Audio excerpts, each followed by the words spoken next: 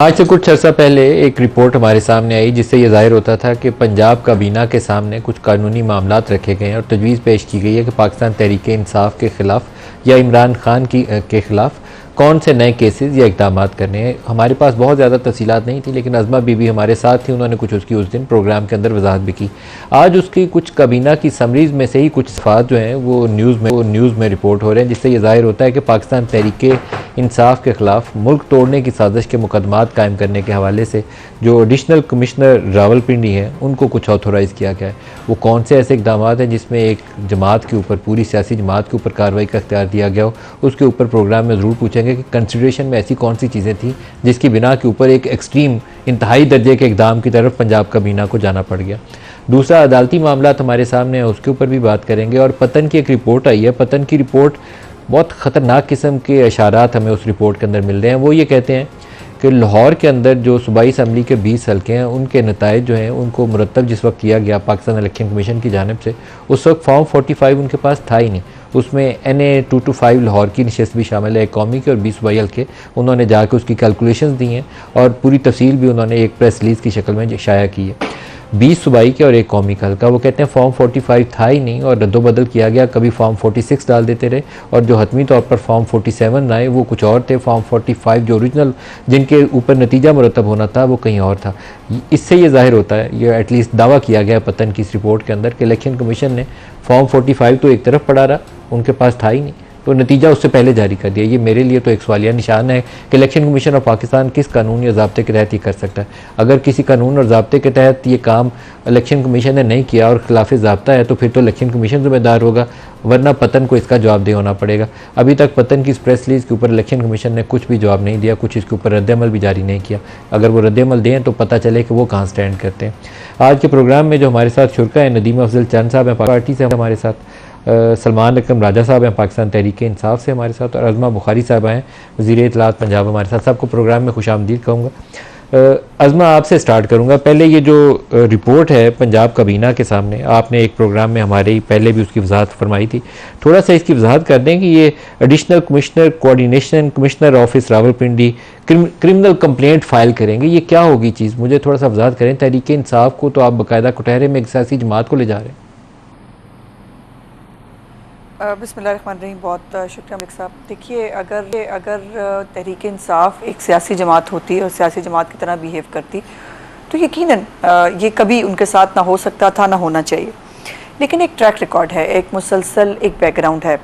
आप जब वो हुकूमत से निकाले गए उसके बाद से उन्होंने जो एक कैंपेन शुरू की, वो इदारों के ख़िलाफ़ बाकायदा ऑफिसर्स के नाम ले लेके फिर कहा मुझे जहर दे देंगे, फिर मुझे मार देंगे, और एक पूरी हाइप क्रिएट की। फिर उसके बाद जो है वो एक 25 मई का मशहूर ज़माना जो है वो एक इस्लामाबाद पे यलगार होती है, जिसके ऊपर हमारे मोअज़्ज़ज़ सुप्रीम कोर्ट के जजेस साहबान कहते हैं कि इमरान खान को नहीं मिला था, उनको इंफॉर्मेशन नहीं मिली थी कि हमने उनको कहा था कि वो यलगार करने के लिए ना आए, वो एक स्पेसिफाइड जगह पर जो है वो जलसा कर लें, तो वो भी उनको नहीं पता चला था। उसके बाद जो इस्लामाबाद में आग लगी, जब उनको इजाज़त मिली अंदर आने की, वो भी पूरे पाकिस्तान ने देखा। उसके बाद फिर 9 मई होता है, और 9 मई जो है वो तो खैर सबसे एक बड़ी बात है। लेकिन 9 मई के अलावा भी कभी IMF को खत लिखना हो कि पाकिस्तान को जो है वो कर्जा मत। अब आप PTI के खिलाफ क्या इक़दाम करने का इरादा रखते हैं, थोड़ी सी वजाहत कर दें।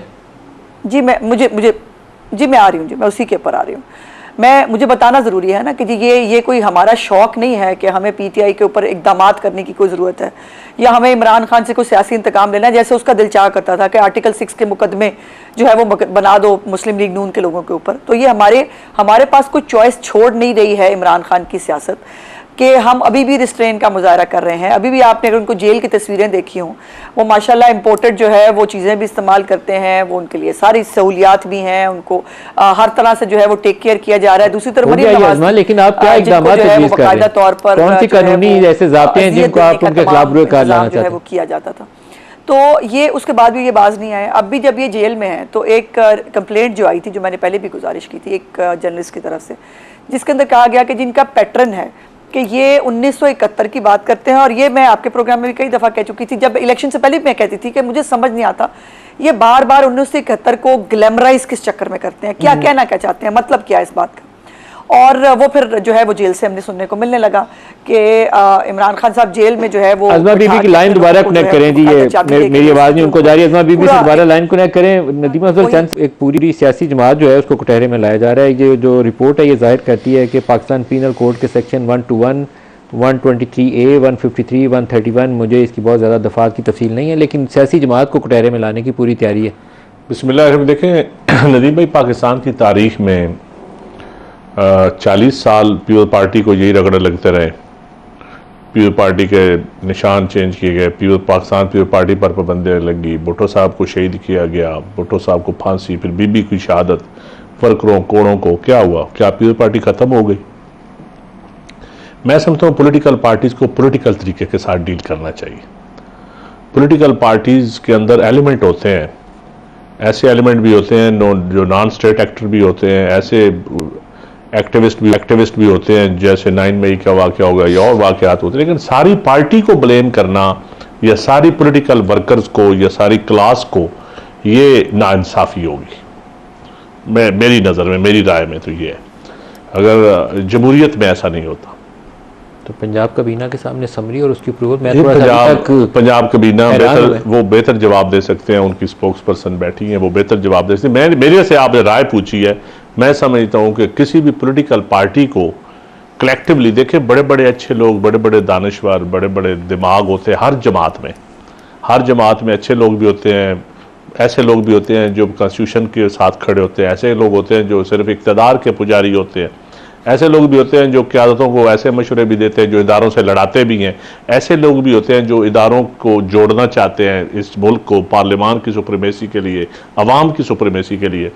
लेकिन अगर आप इस डील करेंगे तो ये मुल्क की खिदमत नहीं है, ना ये सियासत की खिदमत है, ना ये जमहूरियत की खिदमत है, ना ये पार्लिमानी निज़ाम की खिदमत है। आपने सही जुमला इस्तेमाल किया कि नाइंसाफ़ी होगी। अज़मा बीबी से अगर लाइन दोबारा कनेक्ट हो गई हो तो अज़मा बीबी, आप अगर मुझे आपके बहुत तफसील से जवाब आ गया, लेकिन ये नहीं बताया आपने कि कौन से कानूनी इक़दाम आप तहरीक इंसाफ के खिलाफ करना चाह रही हैं?